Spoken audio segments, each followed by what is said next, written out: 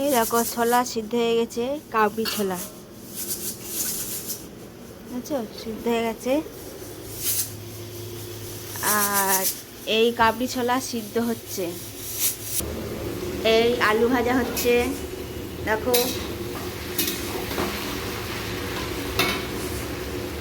পেঁয়াজ কুচি, টমেটো কুচি, রসুন বাটা, ধনেপাতা কুচি, আদা, এই যে চানা মশলা, জিরের গুঁড়ো,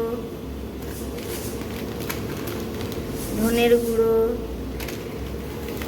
সাই গরম মশলা, লঙ্কার গুঁড়ো, হলুদ, দেখো।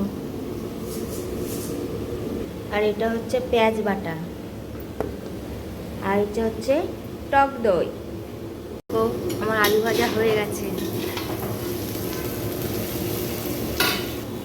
আচ্ছা, আলু ভাজা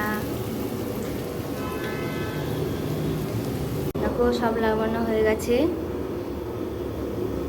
আমার কড়া গরম হয়ে গেছে, এবার তেল দেব, ফোড়নে দেব শুকনো লঙ্কা, তারপরে দিয়ে দেবো তেজপাতা, তারপরে দেবো পেঁয়াজ কুচি,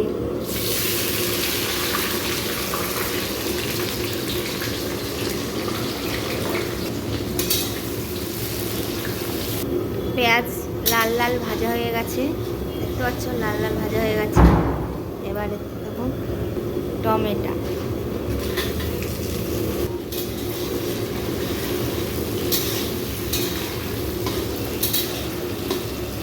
এবার দেবো একটু লবণ, যাতে টমেটোটা নরম হবে, লবণ দিলে টমেটো নরম হয়। এরপরে দেবো রসুন বাটা, এরপরে দেবো আদা বাটা, তারপরে দেবো পেঁয়াজ বাটা, তারপরে নাড়বো। দেখো কষানো প্রায় হয়ে গেছে, এবারে দেবো হলুদ, এবার দেবো লঙ্কার গুঁড়ো, এবার দেবো জিরের গুঁড়ো, এবার দেবো ধনের গুঁড়ো,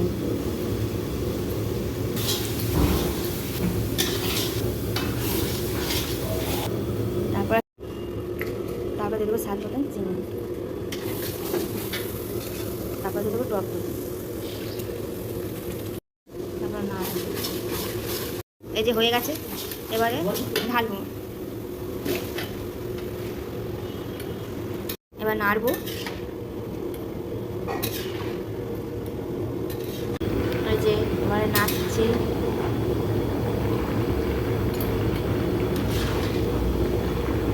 এবার দিয়ে দেবো জল, জল দেওয়া হয়ে গেছে।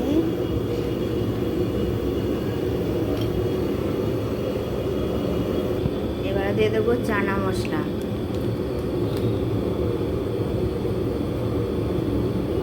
দেবো সাই গরম মশলা, দেখো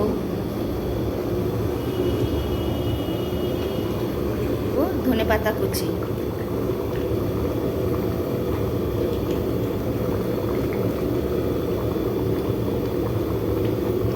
এবার তরকারি কমপ্লিট হয়ে গেছে। দেখো তরকারি কালারটা কেমন হয়েছে, ভালো হয়েছে। দেখো